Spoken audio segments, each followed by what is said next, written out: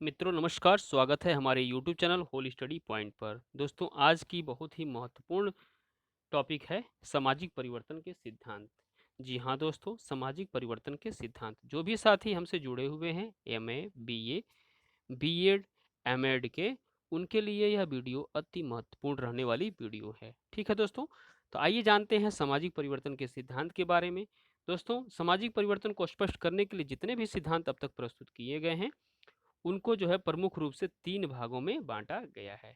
चक्रीय सिद्धांत, रेखीय सिद्धांत, संघर्षवादी सिद्धांत। ठीक है? तो ये 3 सिद्धांतों में बाँटा गया है। आज की वीडियो के अंतर्गत हम बात करेंगे चक्रीय सिद्धांत के बारे में। जानेंगे चक्रीय सिद्धांत के समर्थक कौन-कौन से हैं, कौन-कौन से समाजशास्त्री हैं। तो दोस्तों वीडियो को लाइक कर दीजिएगा, चैनल को सब्सक्राइब कर लीजिएगा जो चैनल पे नए हैं, चैनल को सब्सक्राइब करके के बेल आइकन को प्रेस कर लीजिएगा ताकि वीडियो की नोटिफिकेशन आपको प्रॉपर्ली मिलती रहे। तो आइए देखते हैं क्या है, लाइक करना मत भूलिएगा। देखिए दोस्तों, स्टार्ट करते हैं वीडियो को। सामाजिक परिवर्तन के सिद्धांत के अंतर्गत जैसा कि हमने बताया कि प्रमुख रूप से 3 भागों में बाँटा गया है। चक्रीय सिद्धांत, रेखीय या जिसको हम उद्विकासी सिद्धांत के नाम से जानते हैं और संघर्षवादी सिद्धांत। आइए आगे बात करते हैं, देखते हैं सामाजिक परिवर्तन के चक्रीय सिद्धांत के बारे में कुछ जान लेते हैं। चक्रीय सिद्धांतकारों का मत है कि समाज में परिवर्तन जो है एक चक्र के रूप में चलता है, जहाँ से प्रारंभ करते हैं, घूम फिर करके पुनः हम वहीं पहुँच जाते हैं। और उन्होंने एक उदाहरण दिया, उदाहरण के तौर पे 3 बातें बताई। उन्होंने प्रकृति का उदाहरण दिया, दिन-रात का उदाहरण बताया और मानव जीवन के जन्म और मृत्यु के चक्र को भी उसने डिफाइन किया। उन्होंने माना कि प्रकृति का चक्र जो है चलता रहता है। जैसे फिर सर्दी आती है, सर्दी के बाद वर्षा ऋतु आती है, वर्षा ऋतु के बाद जो है गर्मी आती है, तो ये चक्र जो है चलता रहता है। दिन रात वाला जो चक्र है वह चलता रहता है, दिन के बाद रात आता है, रात के बाद दिन आता है, दिन के बाद रात आता है, ये प्रक्रिया चलती रहती है। ठीक उसी प्रकार से मानव जीवन का जो चक्र है, एक शिशु का जो है जन्म होता है, वह जन्म लेने के बाद शैशवावस्था में पहुँचता है, बाल्यावस्था किशोरावस्था में पहुँचता है, बाल्यावस्था मतलब ये जो जीवन का चक्र है, अवस्थाओं का जो चक्र है वह चलता रहता है। ठीक जो है उसी प्रकार से परिवर्तन का भी चक्र चलता रहता है, ठीक है? तो उन्होंने बताने का बहुत ये याद रखिएगा दोस्तों, प्रकृति के चक्र को, दिन-रात के चक्र को और मानव जीवन के मृत्यु के चक्र को। ये सबसे अच्छा इन्होंने डिफाइन किया। इन्होंने बताया कि जो है मनुष्य जन्म लेता है, फिर शैशवावस्था में, बाल्यावस्था में, किशोरावस्था में, यानी और फिर जो है वृद्धावस्था में जाने के बाद वह मृत्यु को प्राप्त कर लेता है, फिर उसका जन्म होता है, यानी यह प्रक्रिया चलती रहती है। तो उन्होंने ये उदाहरण देकर के सिद्ध करने का प्रयास किया है।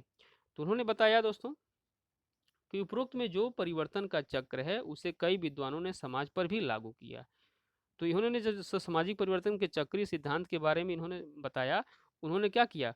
उन्होंने समाज पर भी लागू कर दिया और कहा कि परिवार, समाज और सभ्यताएं उत्थान-पतन के चक्र से गुजरती हैं। इनकी पुष्टि के लिए उन्होंने विश्व की अनेक सभ्यताओं का भी उल्लेख ज़िक्र किया है।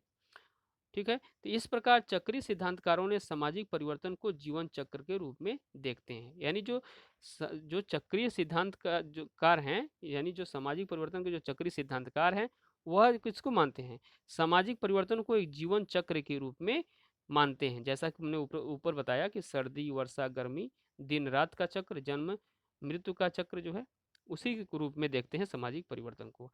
आइए बात करते हैं दोस्तों चक्रीय सिद्धांतकार के बारे में। देखिए जो है चक्रीय सिद्धांतकार प्रमुख रूप से 4 हैं। ओसवाल्ड स्पेंगलर पहले हैं जो कि चक्रीय सिद्धांत के बारे में अपने मत को दिया। उसके बाद दूसरे नंबर पे हैं जो है टैनबी हैं, तीसरे नंबर के विल्फ्रेड पैरेटो हैं और चौथे नंबर के जो है सोरकिन हैं। ये जो है चक्रीय सिद्धांतकार हैं और ये प्रमुख रूप से चक्रीय सिद्धांत में बारे में अपने विचारों को दिया है। आइए बात करते हैं जो कि एग्जाम की दृष्टि से महत्वपूर्ण है। ओसवाल्ड स्पेंगलर की बुक है the Decline of the West. इसमें जो है अपने सिद्धांत को दिया है। टैनबी की पुस्तक है the study of history. Wilfred Pareto की पुस्तक है माइंड एंड सोसाइटी। सोरोकिन की पुस्तक है सोशल एंड कल्चरल डायनामिक्स। आइए बात करते हैं दोस्तों जो चक्रीय सिद्धांतकार में से जो पहले प्रमुख, जो सबसे पहले जो अपना विचार प्रकट किया था, वे जो हैं ओसवाल्ड स्पेंगलर हैं। बात करेंगे ओसवाल्ड स्पेंगलर के सिद्धांत को। देखिए दोस्तों, स्पेंगलर ने जो है अपनी पुस्तक the Decline of the West में, याद रखिएगा इनकी पुस्तक के नाम को, the Decline of the West में अपना चक्रीय सिद्धांत प्रस्तुत किया है। इसमें उन्होंने सामाजिक परिवर्तन के उद्विकासी सिद्धांत, यानी जो उद्विकासी सिद्धांत है जिसको रेखी सिद्धांत कहते हैं, उसकी आलोचना की और कहा कि परिवर्तन कभी भी एक सीधी रेखा में नहीं होता है। जैसा कि दोस्तों, जो उद्विकासी सिद्धांतकार हैं, जो रेखी सिद्धांत को मानने वाले जो समाजशास्त्री थे, उनका इन्होंने विरोध किया, इनकी आलोचना की। उन्होंने कहा कि सामाजिक, जो ओसवाल्ड स्पेंगलर हैं, उन्होंने बताया कि सामाजिक परिवर्तन कभी भी जो है एक सीधी रेखा में नहीं होता है। उनका मत था, उस स्पेंगलर महोदय का मत था कि जो सामाजिक परिवर्तन है, सामाजिक परिवर्तन का एक चक्र चलता है। जी दोस्तों, एक चक्र चलता है, स्पेंगलर महोदय ने बताया। हम जहाँ से प्रारंभ करते हैं, घूम फिर करके पुनः वहीं पर पहुंच जाते हैं, ऐसा मत जो है स्पेंगलर महोदय ने दिया। तो ये जो है चक्रीय सिद्धांत कहलाया इनका। ठीक है, आइए बात कर लेते हैं, कुछ उदाहरण के रूप में जानते हैं। देखिए, जैसे मनुष्य जन्म लेता है, इन्होंने बताया, स्पेंगलर महोदय ने बताया कि मनुष्य जन्म लेता है, फिर युवा होता है, फिर वृद्धावस्था में पहुंच जाता है, और वह लास्ट में क्या होता है, मर जाता है। तो फिर क्या होता है, फिर वह जन्म लेता है, फिर युवावस्था में पहुंचता है, फिर वृद्धावस्था में पहुंच जाता है, फिर जो है मर जाता है। यानी ये प्रक्रिया चलती रहती है, यह चक्र चलता रहता है। इसीलिए इसको क्या कहा गया है दोस्तों, चक्रीय सिद्धांत। चक्रीय सिद्धांत, चक्रीय से पता चल जा रहा है कि ये साइकिल चलता रहता है।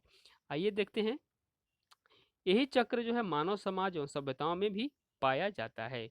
मानव की सभ्यता और संस्कृति भी उत्थान और पतन, निर्माण और विनाश के चक्र से गुजरती है। ठीक है, ऐसा उन्होंने जो है माना है स्पेंगलर महोदय ने। उन्होंने बताया कि जो है, जो सामाजिक परिवर्तन है वो भी मानव शरीर की तरह है। जन्म, विकास और पतन, न जन्म होता है, फिर उसका विकास होता है, फिर उसका पतन हो जाता है। निर्माण और विनाश के चक्र से ये गुजरता रहता है, जो सामाजिक परिवर्तन है। इन्होंने जो है सामाजिक परिवर्तन को सिद्ध करने के लिए कुछ एग्जाम्पल्स भी दिए हैं। उन्होंने बताया कि जो पश्चिमी सभ्यता है दोस्तों, सुनिएगा ध्यान से, उन्होंने उदाहरण दिया है पश्चिमी सभ्यता के बारे में। पश्चिमी सभ्यता में अरब की जो सभ्यता है, मिस्र की सभ्यता है, मेजियन, माया, रूसी और पश्चिमी संस्कृतियों के बारे में कहा है कि इनका विकास हुआ, फिर इनका जन्म होता है, फिर विकास होता है और बाद में इनका पतन भी हो जाता है। इन्होंने ये भी कहा कि एशिया के जो देश हैं, जो पिछड़े हुए देश हैं, बाद में वो क्या होंगे, आर्थिक रूप से मजबूत होने होंगे, सैनिक शक्ति से मजबूत होंगे। यानी उन्होंने कहा कि ये चक्रीय रूप में चलेंगे। आइए बात करते हैं दोस्तों इनके समालोचना की। तो ये तो था स्पेंगलर का चक्रीय सामाजिक परिवर्तन का चक्रीय सिद्धांत। ठीक है, आइए बात करते हैं इनकी समालोचना पर। समालोचना पर बात करेंगे दोस्तों। समालोचना के अंतर्गत ये बताया गया है कि जो है, इन्होंने कहा समालोचना के अंतर्गत, देखिए दोस्तों, गुण और दोषों को देखा जाता है समालोचना में। समालोचना का अर्थ होता है जो किसी बिंदु के गुण और दोषों को देखा जाए। ठीक है, तो हम देखेंगे स्पेंगलर महोदय द्वारा जो चक्रीय सिद्धांत के बारे में बताया गया है, उसकी समालोचना करेंगे। समालोचना के अंतर्गत जानेंगे दोस्तों, जैसा कि हमने ऊपर बताया कि जो है कि इन्होंने क्या किया कि बहुत समय तक लोगों को अपनी ओर आकर्षित किया, किंतु उसे पूरी तरह से स्वीकार नहीं किया जा सकता। स्पेंगलर ने संस्कृति एवं सभ्यता की तुलना क्या किया है दोस्तों, संस्कृति और सभ्यता की जो तुलना है, इन्होंने किससे कर दी है, समाज से की है, जिसे आज कोई स्वीकार नहीं करता। आपने ऐतिहासिक तथ्यों को तोड़ मड़ोड़ करके अपने, इन्होंने जो ऐतिहासिक तथ्य हैं उनको तोड़ मड़ोड़ करके अपने पक्ष की पुष्टि की, तथा काल्पनिक आधार पर क्या किया, युद्धों से पश्चिमी समाज के विनाश की घोषणा की। जैसा कि हमने ऊपर बताया कि इन्होंने बताया था कि जो जो विकसित पश्चिम की जो विकसित सभ्यता और समाज जो है संस्कृति है, वो धीरे धीरे क्या होगी, समाप्त हो जाएगी। इन्होंने बताया कि जो जो पश्चिमी सभ्यता है उसका जो है ह्रास हो जाएगा, यानी नष्ट हो जाएगी, और जो है एशिया की जो संस्कृति और सभ्यता है उसका विकास होगा।